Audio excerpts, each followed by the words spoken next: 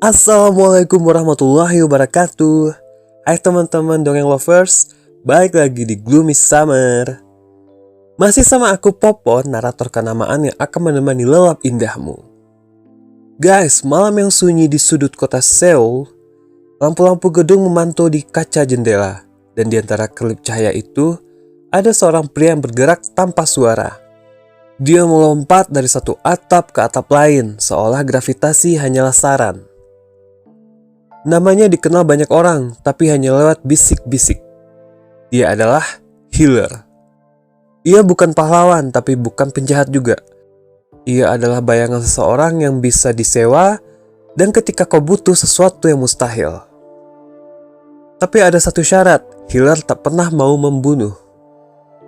Episode pertama mulai ketika Healer menerima misi menyusup ke sebuah gudang. Ia bergerak cepat melewati penjaga bersenjata, memanjat dinding baja, lalu mencuri sampel DNA dalam waktu hitungan detik.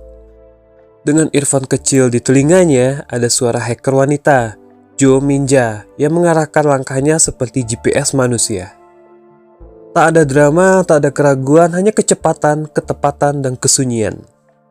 Jika misi selesai, Healer kembali ke persembunyiannya, sebuah ruangan tersembunyi yang hanya berisi perlengkapan, komputer, dan kasur kecil. Tidak ada keluarga, tidak ada teman.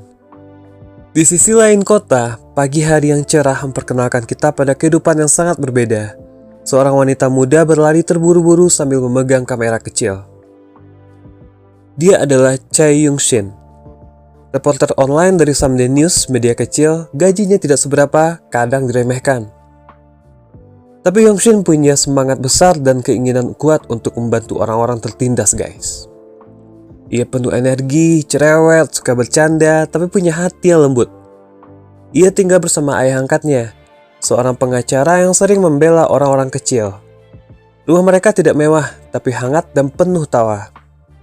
Di satu adegan, Young-shin mencoba mengejar berita tentang kekerasan terhadap seorang selebriti perempuan.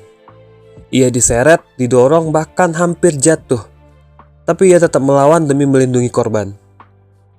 Dari sini terlihat bahwa Young-shin jauh lebih berani dari pekerjaannya. Namun ada sisi lain dari dirinya, guys, yang gak banyak orang tahu. Masa kecilnya gelap, ia pernah diculik. Ia tidak mengingat semuanya, tapi trauma itu meninggalkan bayangan dalam hidupnya. Lalu muncullah sosok ketiga, Kim Moon-ho. Seorang reporter terkenal, berwibawa dan idealis. Di depan kamera, ia tampak seperti jurnalis sempurna. Tapi ketika lampu studio mati, ia hidup dengan rasa bersalah yang sudah mengikutinya bertahun-tahun. Moon-ho menyimpan kenyataan pahit tentang kejadian tragedi masa lalu yang melibatkan sahabat-sahabat lamanya dan seorang anak kecil yang hilang. Suatu hari Moon-ho menemukan petunjuk bahwa gadis kecil itu mungkin masih hidup. Dan ia terbiasa bekerja dengan cara-cara pribadi yang tak diketahui publik. Ia memanggil seseorang yang bisa bergerak tanpa suara, Healer. Moon-ho meminta satu hal pada Healer, temukan seorang gadis bernama Chae Young-shin, ambil sampel DNA-nya, jangan ketahuan. Bagi Healer itu pekerjaan mudah, cari wanita, dekati, ambil barang pribadinya, selesai. Tapi saat Healer mulai mengawasi Young-shin, ia terkejut, menemukan bahwa target ini berbeda dari yang ia bayangkan. Young-shin bukan wanita yang hidup aman nyaman, guys. Ia penuh kejutan, emosional, ceria, nekat. Kadang ceroboh tapi punya keberanian yang membuat Healer bingung. Dalam satu adegan lucu, Young-shin jatuh terpleset saat mengejar narasumber. Dalam adegan lain, ia memarahi preman yang mengganggu seorang ibu. Healer melihat semuanya dari kejauhan. Diam tapi mulai memperhatikan detail yang tak seharusnya ia pedulikan. Untuk seseorang yang hidup sendirian, ini adalah hal berbahaya. Sementara itu, kilasan masa lalu muncul perlahan. Ada sebuah kelompok sahabat, 5 anak muda yang dulu bekerja bersama sebagai reporter dan aktivis. Mereka dekat seperti keluarga, hingga sebuah tragedi merenggut nyawa salah satu dari mereka. Sejak saat itu, semua terpecah. Satu menghilang, satu menjadi tokoh media, dan seseorang membesarkan seorang anak yang kelak menjadi Healer. Episode pertama tidak menjelaskan semuanya, tetapi memberi tanda bahwa Yongshin, Healer, dan Moonho terikat oleh benang merah masa lalu yang sama. Malam itu Yongshin pulang setelah hari kerja melelahkan. Ia tidak mengetahui bahwa ada seseorang yang mengintainya dari atap gedung seberang. Healer bergerak diam-diam, mendekat, menunggu waktu yang tepat untuk mengambil sampel DNA.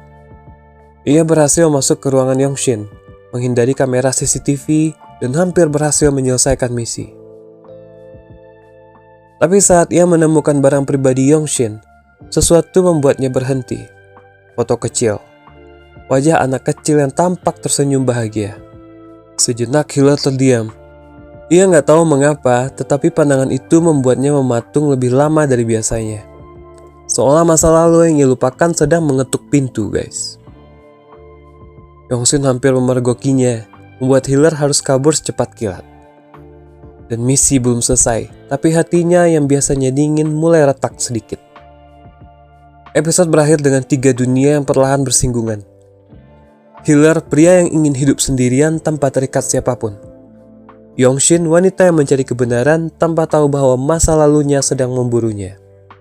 Moonho, reporter idealis yang berusaha menebus dosa lamanya. Ketiganya belum tahu, tapi pertemuan mereka akan mengubah hidup masing-masing selamanya.